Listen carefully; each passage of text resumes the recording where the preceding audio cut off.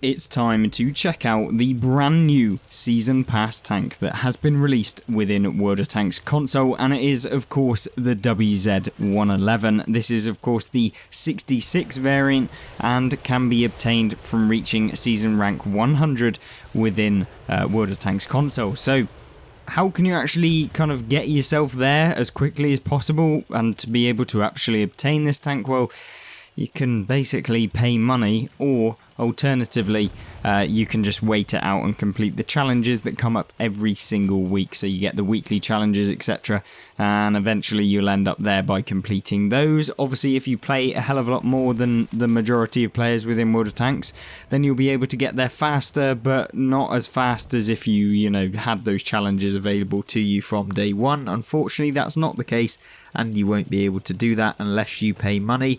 Obviously, there is, of course, kind of an incentive if you are interested in purchasing the Ultimate Season Pass, which has the Tiger one, the Czechoslovakian one that you can actually purchase for 6,000. That gives you 25 Season Pass levels within that bundle.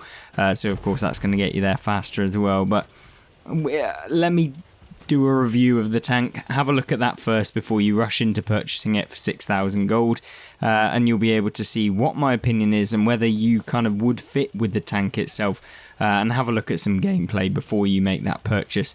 Obviously, what you can see, this tank, it is basically, if you've ever played something like an IS-3, if you've ever played any of the Chinese tanks, obviously it's a Chinese, it's an Eastern Alliance tank, but it is Chinese. It's a WZ-111, so if you've played any of the tier 10 tanks, you'll know what this is. However, this tank gets 390 alpha as opposed to like the 440 that you get with some of the others, and the 490 that you'll get on the tier 10 Chinese tank, I believe, off the top of my head.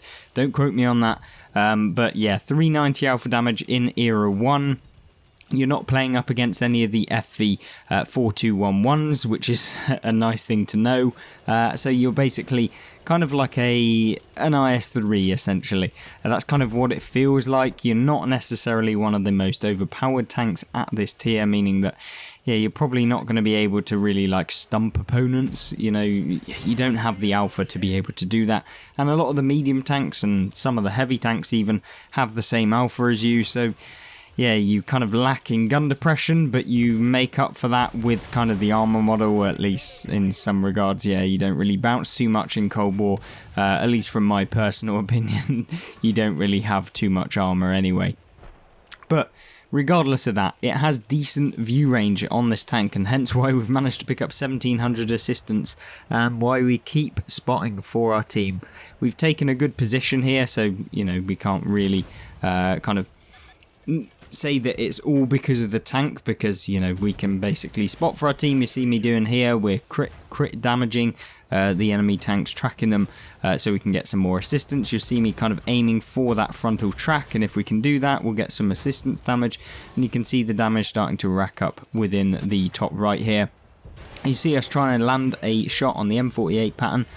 Accuracy of the tank is kind of mediocre. It's not particularly amazing, and you'll often find yourself kind of outplayed by a lot of the medium tanks, hence why they have the better accuracy and you have the worse accuracy. And I feel like on Cold War, at least in Era 1, kind of sacrificing the armor is probably actually worth it. Unlike when you're playing something like a T-72, this just, although the armor kind of works in some regard, you lose so much, and kind of the flexibility that comes with it with these tanks. So it's definitely a good one. It's really, really good for earning silver, and I cannot stress this enough. This tank is amazing at earning you extra silver within the game. So if you're interested in trying to make like 200,000 silver a game, then this is definitely the one for you. That's base as well, so if you combine it with like a double silver bonus that you can get within the game, you'll be making an absolute fortune. And that's why I like playing Cold War. Predominantly it's for the silver earn, so I can kind of get enough silver to be able to do these videos for you with all of like the fully kitted out tanks, and to be able to buy back tanks like the E100, not that I've sold that, but like things like the Tiger 2 or the Tech Tree line tanks. That there will be videos coming out soon where we run through that tech tree line, because it's really become one of the best ones, at least from my own personal opinion, at tier 8 and tier 7. They definitely got buffed, and significant buffs has actually meant, yeah, you can play them really, really nicely. However, enough of those tanks. This tank, is it worth it? Is it worth kind of grinding to season rank 100? I think, yeah, definitely for the silver. Of course, it has an amazing looking skin. This is probably one of the best looking skins that I've seen Wargaming come up with in a long, long time. So that's really, really good as well. And probably a reason why I kind of have played it a little bit more. You know, past when getting the gameplay for this video, it's only been out 2 days. We luckily have the ability to play it as part of a rental program that Wargaming give me, so I can review this tank for you guys and let you know whether it's actually worth getting. But yeah, I should be able to get this fairly quickly with the season pass, and obviously having purchased the ultimate season pass and getting my hands on that Tiger 1 premium variant from the Czechoslovakian line. Now, that was a good result, 4,739 damage, 2,994 assistance, 1,200 blocks, so not a massive amount, but a decent result in 5 minutes. You certainly don't have like the upper tier kind of DPM with this tank, but if you keep the gun firing, making sure you're in the right position, you can make it work. Is it necessarily an overpowered tank? No. But it definitely is one of the ones that maybe you want to play in Era 1, where you don't really have to care too much and you can just slap people with this thing. Now then, second gameplay, Canals. Pretty decent match. But I want to take this time to kind of get your opinions on this season's rewards. What do you actually think of the WZ111? Do you actually think it looks really, really nice? I definitely do. And I think that definitely the season pass rewards have been a little bit more favourable towards World War II, which is nice. They've genuinely like been predominantly Cold War for like the last like 3 seasons, and I mean even this one is like fairly predominant on Cold War, but there's a bit of both, and I guess we can't complain too much. There's a new premium World War II, which is nice. But yeah, the top tier 100 rewards are of course both Cold War related, so I don't know, maybe that's just because most people play Cold War now as opposed to World War II, I don't know in specific, and only Wargaming really have those specific figures for them to be able to go over and kind of analyse and kind of get the proper data. But yeah, what you're seeing here is of course a match on Canal. So what we've managed to do is get into this position. Pretty awful from the start. We've gone in a little bit too hard, and therefore we've been punished for it. Now we're just waiting for the Conway to come out or another different tank to potentially come out. We get spotted, and so we're now just going to fire or blind fire and hope we can get a hit. Don't manage to, so now it's time we just turn around and kind of get out of here, at least in a little bit, because yeah, trying to come out and deal some damage whilst also having a light tank sat behind you is not ideal. You saw the shadow of a tank right in front of us there, and now at this point I'm not going to poke that ridge because they're going to be proper focused in on that position. We're going to try and hit this little chaffy up over here, which is obviously very hard. And on Canals, when you've got light tanks, obviously people find it difficult for some reason to be able to hit light tanks, and I mean in this game I'm kind of making that mistake as well. However, I feel like what you've got to do is you can predict a lot of the time when light tanks have to turn, and often they will have to turn if they want to make kind of evasive shots for the majority of the opponents. Obviously if they're coming towards you, they're going to try and do an evasive maneuver to try and avoid your shot, but as long as you kind of know and predict where they're going to be, it's never a problem. And I think that, yeah, I feel like a lot of people just shoot as soon as they're reloaded, but if you literally took that extra half a second to aim, you would have got your damaging hit and probably come out a lot better for it as well. But yeah, regardless of that, we're on 1400 damage, which, you know, 3 minutes into the game is not particularly the best result, and I'm sure that you can kind of guess where it goes in the minute. We will start to kind of rack up damage, and we'll be able to get more and more damage as the game goes on, as the kind of it gets a little bit tougher, a little bit more opponents coming all at once. And I guess in just a second we're about to see kind of the armor model and how it actually stacks up in kind of a 1 versus 1 fight, or at least kind of a somewhat decent engagement for a continued period of time. And I guess that although a lot of the other tanks in the game aren't particularly very favourable to the armour model. This one isn't either, so I think that although you may be able to get decent amounts of damage, yeah, you'll still get penned a lot of the time. So often trades like this with the T95E3 are not particularly great. You know, we can deal, what, 390 damage to these opponents apparently, but for some reason it's just low roll city at the minute. But we can just plop rounds in, 360 there, you know, just trying to get an average roll is impossible in Cold War for some reason.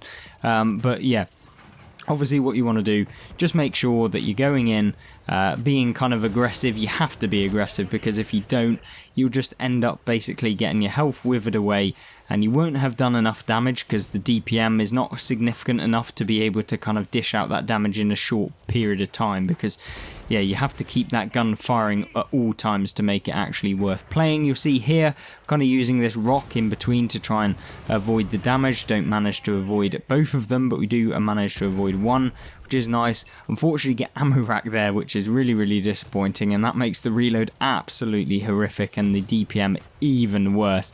I think that's really where this tank kind of comes in a little bit bad, or at least a little bit disappointing, is that reload and just having such a long reload. 7 seconds to be able to do 390 means that pretty much everything you're coming up against has a similar sort of alpha, and if it doesn't have a similar sort of alpha, it literally can hit you twice for every single time that you reload, which means that they're going to be dishing out that damage onto you a lot more than you're going to be dishing the damage onto them, especially when you're low rolling so much with this thing.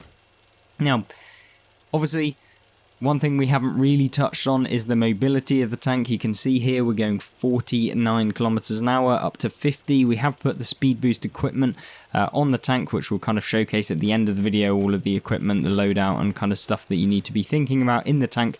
But yeah, predominantly all you want to do is make sure that you're kind of getting yourself into these sort of positions where you can kind of avoid the shots. You kind of have to play like a heavy medium, really. You can't actually play too you can play aggressively, but you want to make sure that there is cover which you can pull behind, not just being aggressive for aggressiveness' sake.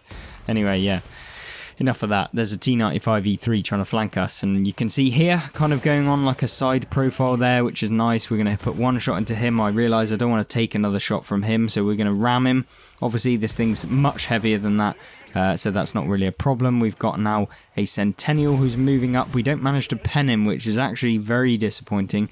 However, the Centennial here has managed to put 2 rounds into us. We're going to try and put one into him. He's now a one shot, at least in some regard. 419 health. We're now just going to kind of back off slowly. We don't know what he's going to do. We've got 3 opponents flanking him. Don't need to do anything silly.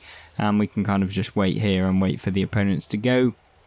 As we're waiting, 4,165 damage done within this game, and these are the sort of damage results you can kind of expect. Are they the highest damage results you can ever expect to get in the WZ-111? No, but you can definitely see the correlation. That just DPM makes it very hard for you to be able to kind of take out opponents quick enough to get that damage before the game really ends, because there's just so many more faster tanks. There's so many tanks with much better DPM that makes this tank kind of a little bit lackluster. However, you know, maybe this signals the influx of the new Chinese heavy tanks coming into the game, which could be good.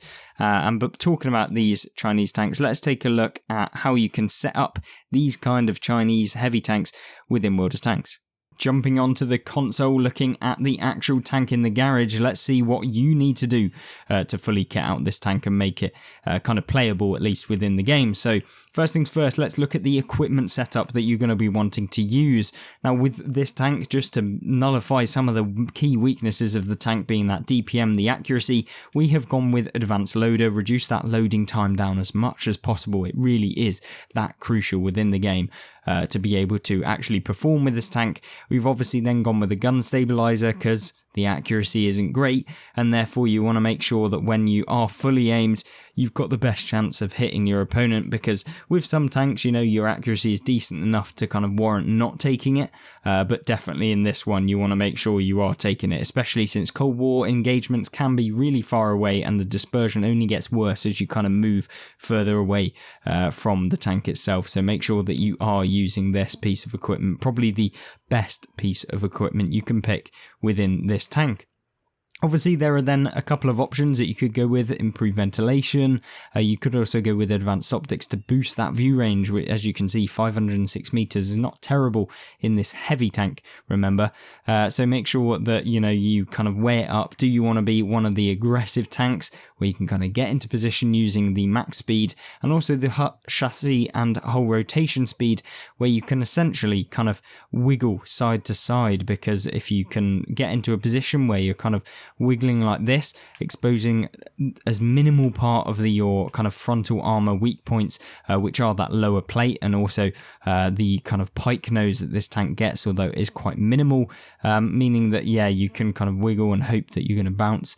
And of course, if you over angle, sometimes you can actually bounce some off the side armor, because it is the typical Russian / Chinese, but side armor, so yeah, you can bounce a lot. And of course, if they're firing heat rounds, they're going to bounce or not actually be able to penetrate any of you, because they're hitting spaced armor effectively. So yeah, not really much that they can do against that sort of thing. And of course, make sure that you do try and hide that lower plate by going hold down, or potentially like just trying to wiggle and put some sort of obstacle between you and your opponent. Of course, then you get the camouflage that you can get with the bundle, which is, or not the bundle, but actually the season pass itself, which is nice. Looks really, really good, and hopefully you kind of got a good glimpse of that in the actual game as well. Looks fantastic. Definitely, if you want to swap it out, however, and you want something else, you can see the camo. You can see that they've actually done like a nice transition now for the camos, where it kind of fades out and fades in, which is kind of cool. But other than that, that is pretty much the tank. Obviously, what you want to have a look at then is the commanders and the skills that you can put on it. Make sure you've got pretty much all of the accuracy perks with this tank, and all of the Chinese tanks that will probably be coming into the game.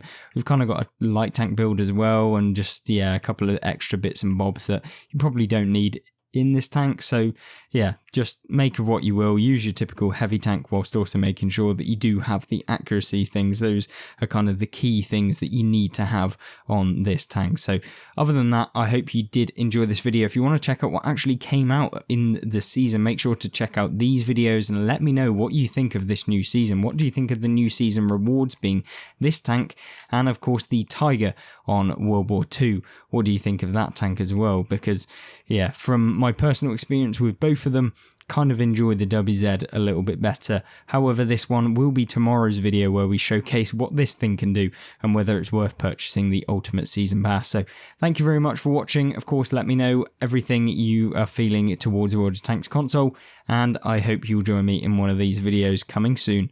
Goodbye.